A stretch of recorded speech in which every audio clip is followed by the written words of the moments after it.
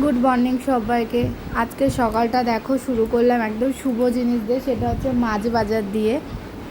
শুধু মাছ না, ওখানে মাংসও ছিল, ইলিশ মাছ ছিল, আর হচ্ছে মাটন ছিল, যেহেতু রবিবার।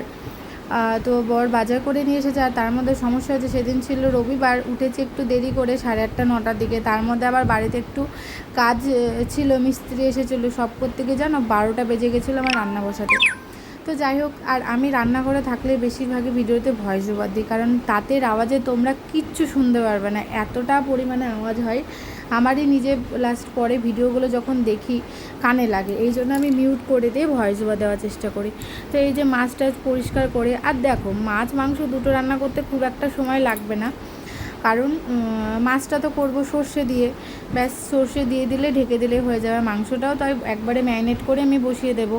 মাটনটা আমি ওইভাবেই করি, কিন্তু ওই যে জোগাড় করতে কাটাকুটি সব করতেই হচ্ছে সময় লাগে।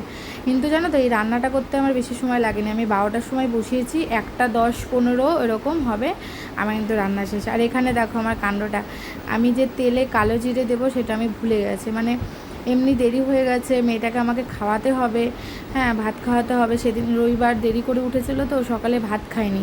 তো এবার ওর খিদেও পেয়ে গেছে, আমি বুঝতে পারছি। বারবার বলছে মা আমার রান্না হয়েছে নাকি, মানে তাড়াহুড়োতে আমি ভুলে গেছি। কিন্তু খুব টেনশানে ছিলাম যে তাড়াহুড়োতে কেমন রান্না করব কে জানে। তো না যাক, বর তো বলেছে ভালোই হয়েছে। আর রবিবারটা দিনটা না ও বাড়িতেই মানে পুরোপুরিই থাকে, তো এই জন্য সেদিন মনে হয় যে রান্নাটা একটু ভালো করে করি, এটাই। ইলিশ মাছটা হচ্ছে আমাদের মানে এই বছরে প্রথম ইলিশ মাছ খেলাম। সত্যি কথা বলছি, মধ্যবিত্ত সংসারে সব কিছু ভেবেচিন্তে করতে হয়, আর ইলিশ মাছের যা দাম, কমার তো নামই নেই। তো কিন্তু ও আমাকে বলেছিল শুক্রবার দিনই যে তোমাকে আমি এই রবিবার দিন ইলিশ মাছ এনে দেবো।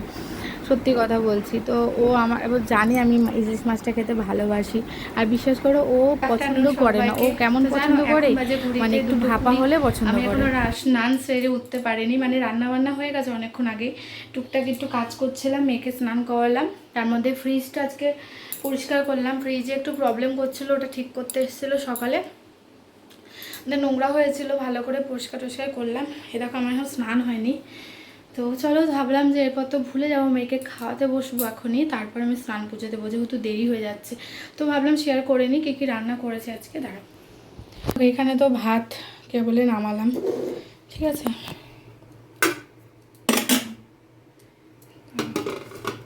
এই দেখো, এখানে আছে বর্ষার ইলিশ। এই বছরে আজকেই খাওয়া হচ্ছে ইলিশ মাছটা। সত্যি কথা, যা দাম মাছের।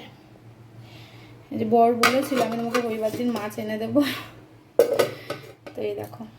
আর তার সাথে হয়েছে মাটনের লাল লাল ঝোল, পুরো শুকনো লঙ্কা বাদ দিয়ে, শুধু কাঁচা লঙ্কা দিয়েই করা। এই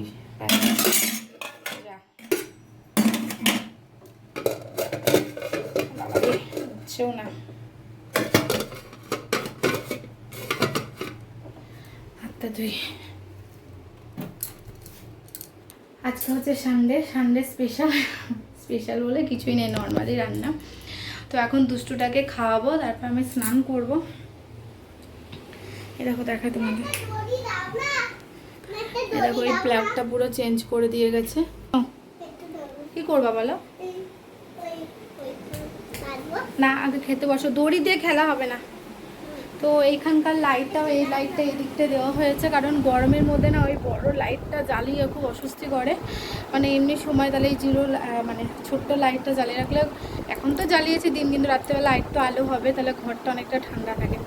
তো এখন আমি দুষ্টুটাকে খাওয়াবো, তারপরে আমি আমার স্নান পুজো করবো, তাহলে আমার অনেকটা শান্তি হবে খাওয়ানোর পর। পরে গুড ইভিনিং সবাইকে। ঘড়িতে বাজে 9:20। তো অনেকক্ষণ পরেই তোমাদের সামনে আসলাম। মেয়েকে পড়াতে এসেছিলো আজকেও, সানডেতেও, কারণ যেহেতু আগের দিন ম্যাম আসতে পারেনি সেই জন্য। তো পড়িয়ে গেল, তারপর মামাকে নিয়ে একটু রাস্তায় গেছিলাম, একটু খেলা করলো। তারপরে আমি চলে এসে যে দেখো বইটা গুছাবো, কালকে স্কুল আছে। তো এদিকে এসে ভাত বসিয়ে দিয়েছে। আর আজকে আমাকে রাত্রে আর কোনো কিছু রান্না করতে হবে না, কারণ দুপুরে মাছ মাংস সব আছে। তো আড়ালা করছে। তো এখন বইটই গুছাবো, তারপরে একটু বসে টিভি দেখবো, তারপর রান্না ভাত হয়ে গেলে ওকে খাওয়াবো। কালকে আবার স্কুল আছে না সোনা? স্কুলে ডান্স আছে। না ওটা নয়, ওটা অন্য দিন যদি স্টেজে করবে। তো চলো একটু পরে আসছি।